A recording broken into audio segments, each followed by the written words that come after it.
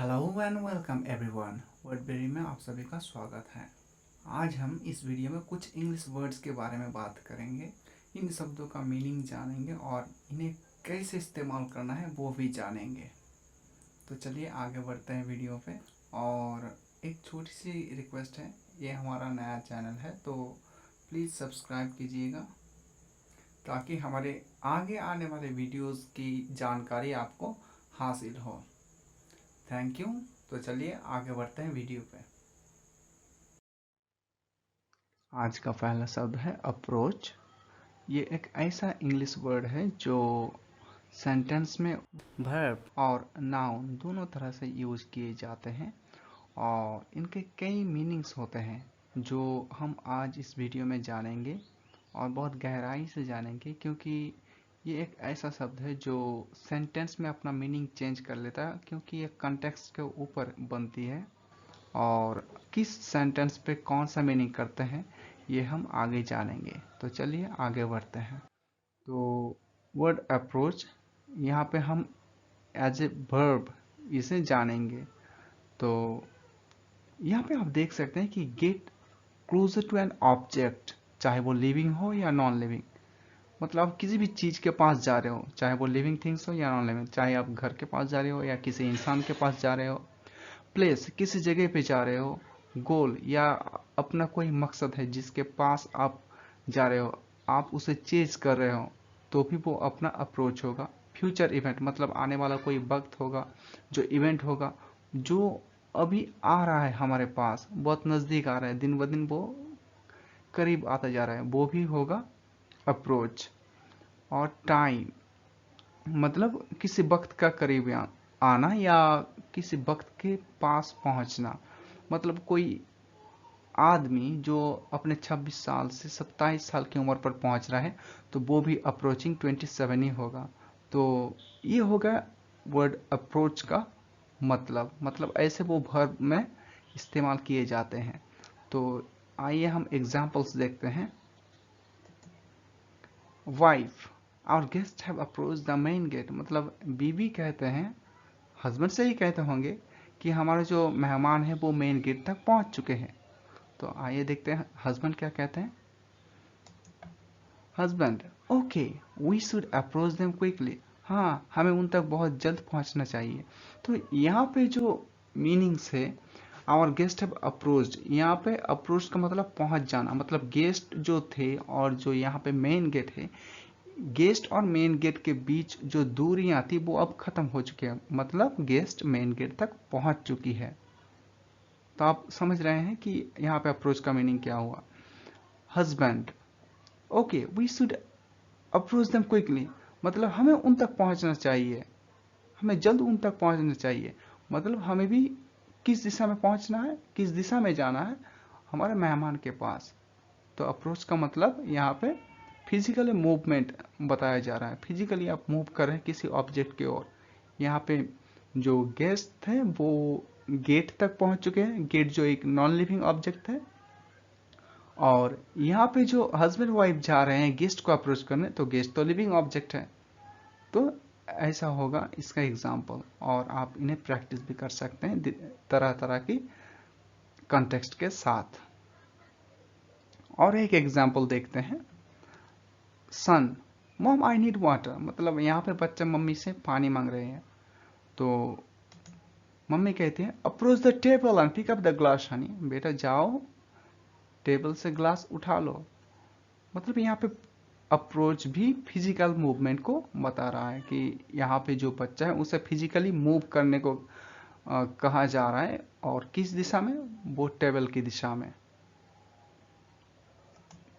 और एक example son mom I will be back by 9 PM from the party, मतलब mummy मैं 9 बजे तक पार्टी से पहुंच जाऊंगा, बच्चे अपने मम्मी को कह रहे हैं।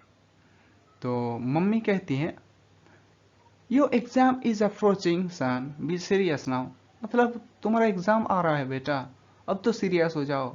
मतलब ये सब पार्टी सार्टी करना बंद करो, तुम्हारा एग्जाम जो था, मतलब यहाँ पे जो एग्जाम है वो एक फ्यूचर इवेंट है। और फ्यूचर इवेंट कैसा होता है कि किसी का बर्थडे हो गया, किसी का एनिवर्सरी, या फिर यहाँ पे एग्जाम या कोई इलेक्शन, वो सब फ्यूचर इवेंट होते हैं जो नज़दीक आते जा रहे हैं। तो यहाँ पे हम देख रहे हैं कि योर एग्जाम इज अप्रोचिंग, मतलब जो एग्जाम के जो दिन थे वो घट रहे हैं और वो धीरे धीरे करीब आ रहे हैं। तो यहाँ पे हमें दिखाई दे रहा है कि यहाँ पे अप्रोच का मतलब हो गया कि किसी वक्त का घटना और फ्यूचर इवेंट का करीब आना। तो ये तो हो गया वर्ब की तरफ से एग्जाम्पल्स। अब हम देखते हैं कि ये नाउन में रोल कैसे प्ले करता है। अप्रोच एज ए नाउन, तो इसका मतलब होता है अ वे टू समथिंग और अ प्लेस, मतलब किसी जगह पहुंचने का रास्ता भी हो सकता है। और स्टाइल ऑफ परफॉर्मिंग एक्शन, मतलब किसी काम करने का तरीका, एटीट्यूड, ये भी हो सकता है। तो यहाँ पे स्ट्रेंजर, यहाँ पे स्ट्रेंजर पूछते हैं, शायद राह चलते किसी इंसान को पूछता होगा, can you please tell me the way to Kalighat, मतलब कालीघाट जाने का रास्ता कहाँ है, आप बता सकते हैं। तो जिससे पूछ रहे थे वो बता रहे हैं, keep walking 200 metres more, this path is the nearest approach to Kalighat, आप इसी रास्ते पे और 200 मीटर चलते रहिए, यही रास्ता कालीघाट पहुंचने का सबसे आसान रास्ता है। मतलब यहाँ पे जो अप्रोच है, अप्रोच का मतलब हो गया रास्ता। तो मैंने पहले भी कह चुका हूँ कि ये जो वर्ड है अपने कंटेक्स्ट पे अपना मीनिंग चेंज कर लेता है। तो हमें कंटेक्स्ट को समझना पड़ेगा और मीनिंग से वो हमें समझनी चाहिए। फिर कहते हैं डैड, डैड तो अपने बच्चों से कहेंगे, your approach to mister Bose was not good son, मतलब तुम्हारा जो अप्रोच था वो मिस्टर बोस के साथ वो सही नहीं था। तो सन, व्हाई डैड, अब बच्चा पूछ रहा है क्यों डैड।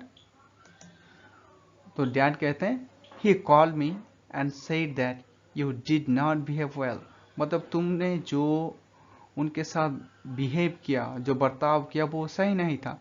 तो यहाँ पे जो हो गया अप्रोच का मतलब हो गया बिहेवियर, एटीट्यूड, किसी काम करने का तरीका, मतलब आप किसी से बात कर रहे हो, किसी से बर्ताव कर रहे हो, किसी को ट्रीट कर रहे हो, तो ये सब हो गया आपका अप्रोच, किसी काम करने का तरीका, किसी से बात करने का तरीका।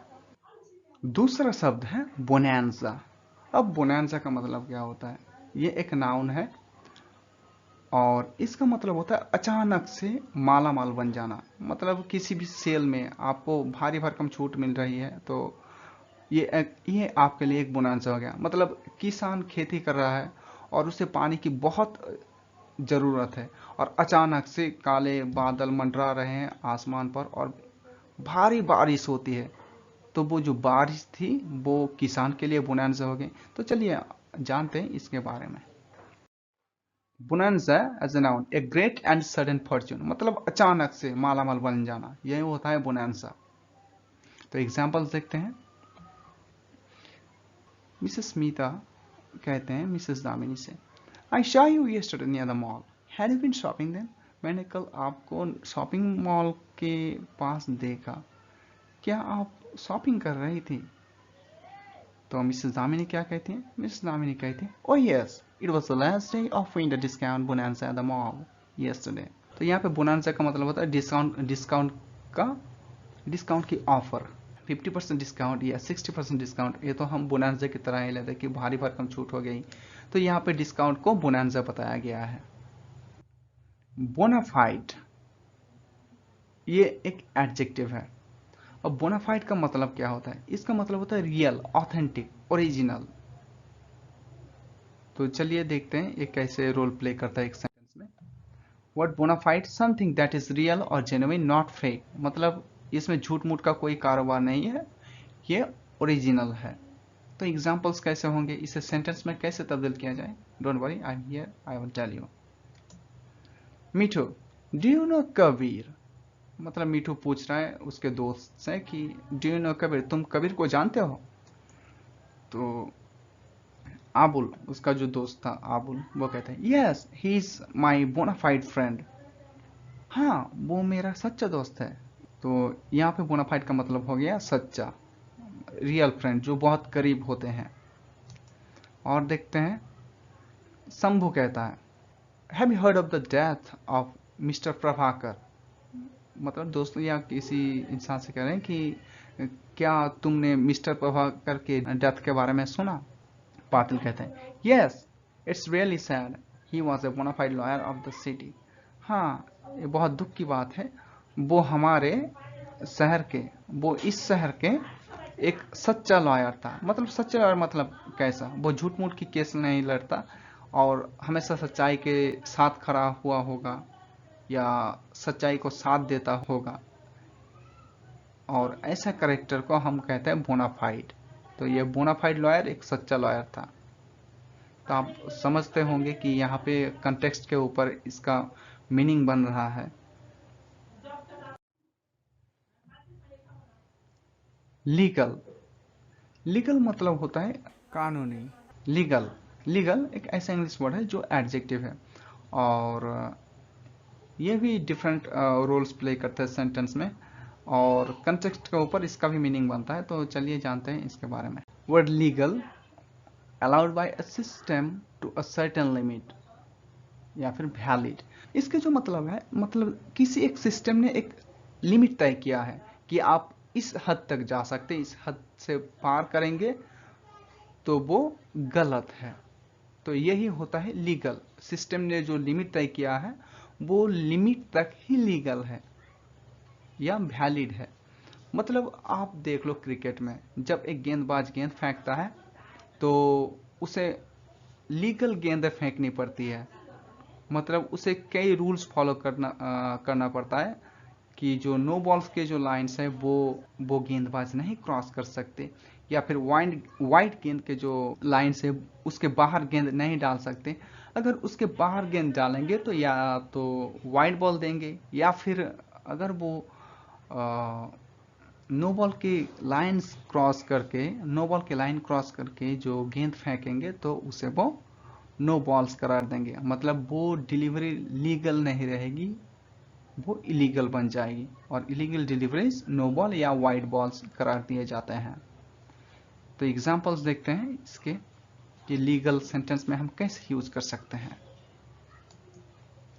Eight the age of 18 you become a legal adult. मतलब आप 18 साल की उम्र में एक एडल्ट बन जाते हो, और हाँ, आपका वोट भी बन जाता है इंडिया में जब 18 साल के बन जाते हो।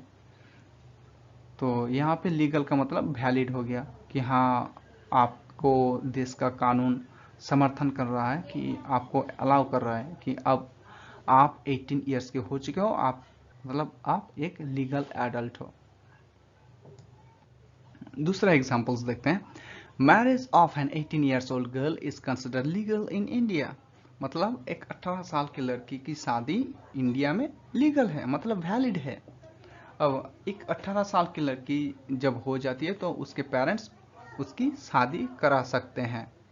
तो यहाँ पे लीगल हो गया, मतलब वो कानून के दायरे में है, कानून के बाहर नहीं। लेकिन वो इलीगल कब होगा, जब 18 साल से पहले शादी की जाएगी। तो ये जो सिस्टम तय किया किसने किया, इंडियन कॉन्स्टिट्यूशन ने। तो इस तरह से हमें कंटेक्स्ट को समझना पड़ेगा, ताकि वर्ड के जो सही मीनिंग से वो हमें समझ आए और हमारा वर्ड पावर बूस्ट हो।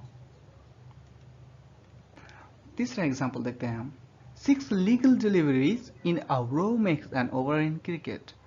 अब 6 legal deliveries, 6 valid deliveries, legal का मतलब होता है वैध। तो 6 लीगल डिलीवरीज जब एक गेंदबाज फेंकता है तो उसे ओवर करार दिया जाता है। मतलब आप 6 गेंद लीगल डालिए एक ओवर में, चाहे उसमें छक्के लगे चौके लगे कोई फर्क नहीं पड़ता, आपका ओवर बन जाएगा। लेकिन आप इलीगल डिलीवरीज डालेंगे, नो बॉल डालेंगे, वाइड बॉल डालेंगे, तो फिर आपका ओवर 6 गेंद पर नहीं होगा, आपको 6 गेंद से ज्यादा डालने पड़ेंगे। 6 गेंद से ज्यादा क्यों डालना पड़ता है, क्योंकि आपने इलीगल डिलीवरीज भी डाल चुके हैं जो लीगल नहीं थे। तो यहाँ पे भी आपको लीगल का मतलब समझ में आया होगा। प्लेज, प्लेज का मतलब होता है कसम खाना, अपने आप में कसम खाना। ये वर्ब भी हो सकता है, नाउन भी हो सकता है। तो चलिए देखते हैं ये कैसे रोल प्ले करता है और किस सेंटेंस में कौन सा मीनिंग इसका यूज होता है। प्लेज एज ए वर्ब हम यहाँ पे देखते हैं, making promise to oneself keep something as security. मतलब मैं अपने आप में कसम खाता हूँ, यही होगा एक प्लेज। अपने आप से एक कसम खाना कि मैं ये मैं ये अपने आप से कसम खाना, यही होता है प्लेज। या आप किसी के सामने अपने आप से कसम खाते हो कि मैं ये कर जाऊंगा। कीप समथिंग एज सिक्योरिटी, तो या फिर किसी चीज का बंधक रखना, यह भी होता है pledge.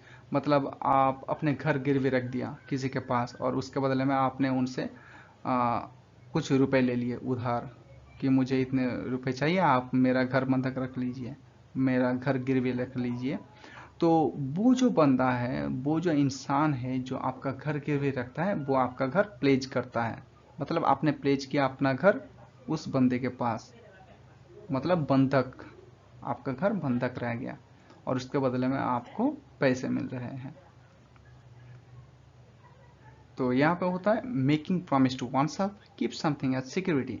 Making promise to oneself मतलब आप अपने आप से प्रॉमिस करते हो कि मैं ये करूँगा, मुझे ये करना है, और आप अपने आप से प्रॉमिस कर लेते हो कि हाँ अगले एग्ज़ाम में मैं 90 प्लस मार्क्स लाऊंगा या 80 प्लस मार्क्स लाऊंगा, ऐसा कुछ प्रॉमिस कर लेते हो। तो ये हो गया आपका pledge. Keep something as security मतलब आप कुछ सिक्योरिटी जमानत के तौर पर रखते हो। अब इसका मतलब क्या हुआ, मतलब समझ लो कि आपको कुछ पैसे चाहिए, मतलब 20 लाख या 30 लाख ऐसे रुपए चाहिए। तो आप क्या करोगे, आप बैंक पर गए और अपना घर गिरवी रख दिया कि मेरा घर गिरवी रख लीजिए और मुझे लोन दीजिए। तो आपने अपना घर प्लेज कर दिया, किसके साथ, बैंक के साथ। तो यहाँ पे हो गया कीप समथिंग एज सिक्योरिटी। तो यहाँ पे प्लेज जो है वो ऐसा रोल प्ले करता है कि आप किसी चीज का बंधक रख रहे हो या किसी चीज को गिरवी रख रहे हो। तो एग्जांपल्स देखते हैं। I have placed to continue my fight against corruption. दुर्नीतियों के खिलाफ मेरा जो फाइट है, मेरा जो बैटल है, वो चलता रहेगा, मैंने एक कसम खाई है। तो यहाँ पे प्लेज का मतलब हो गया कि अपने आप से कसम खाना, अपने आप में एक कसम कर लेना। We should pledge our allegiance to our parents. हमें अपने माता पिता के प्रति निष्ठावान रहने का कसम खाना चाहिए। अब सही तो है, हमें तो अपने माता पिता के प्रति निष्ठावान रहनी ही चाहिए। तो यहाँ पे हम क्या कसम खाते हैं, यहाँ पे हम कसम खाते हैं। यहाँ पे जो प्लेज का मतलब होता है, प्लेज का मतलब होता है कि कसम खाना। और किस चीज़ की कसम खाते हैं अपने माता पिता के प्रति, एलिजियंस का, मतलब हम निष्ठावान रहेंगे, उनके हर बात का पालन करेंगे, यही होता है हमारा कसम खाना। तो प्लेज का मतलब यहाँ पे हो गया कसम खाना। तीसरा example, I have placed my jewellery with the bank for the loan. मतलब मैंने अपने ज्वेलरी बैंक पे गिरवी रखे हैं लोन के लिए। तो यहाँ पे जो प्लेस का मतलब है बंधक रखना। आई have placed my jewellery with the bank, मतलब हमने अपने ज्वेलरी बैंक पर बंधक रख चुके हैं फॉर द लोन, लोन लेने के लिए। अब आता है नाउन। तो नाउन का मतलब होता है प्रॉमिस। यहाँ पे सिर्फ उस एक्शन को बताया जाएगा, वो एक्शन नहीं करेगा, एक्शन को बताया जाएगा। तो प्रॉमिस और ओथ मतलब कसम खाना ही होता है यहाँ पे। एग्जाम्पल्स देखते हैं। I appreciate your pledge to continue educating people. मतलब आपने जो लोगों को शिक्षित करने के लिए प्रतिज्ञा की है या कसम खाई है, मैं उसकी सराहना करता हूँ। तो यहाँ पे प्लेज का मतलब होता है कसम खाना। दूसरा example, my pledge to remain fearful to my love is unbreakable. मतलब मेरे प्यार के प्रति वफादार रहने का जो कसम है वो अटूट है। मतलब मैंने जो कसम खाई, यहाँ पे हम देख सकते हैं प्लेज का मतलब यहाँ पे दोनों जगह पे फर्स्ट और सेकंड दोनों एग्जाम्पल्स में ही प्लीज का मतलब कसम खाना होता है। तो यहाँ पे माई प्लीज टू रिमेन फेथफुल मतलब मेरा जो कसम है वफादार रहने का, टू माई लव मेरे प्यार के प्रति, इज अनब्रेकेबल अटूट है। तो यहाँ पे इन दोनों सेंटेंस में ही हमें प्लेस का मतलब प्रॉमिस दिखाई दे रहा है। तो हमें ऐसी सेंटेंस का मतलब निकालनी चाहिए और किसी वर्ड्स का जो मीनिंग है वो सिर्फ मीनिंग वर्ड मीनिंग जानकर हमें जानकारी नहीं हासिल होगी, हमें उन्हें कंटेक्स्ट से जानना पड़ेगा कि किस कंटेक्स्ट में ये कौन सा मीनिंग हमें दे रहा है और हमें समझना पड़ेगा। तो आज की वीडियो में बस इतना ही, मिलते हैं अगले वीडियो में। Thanks for watching, bye bye.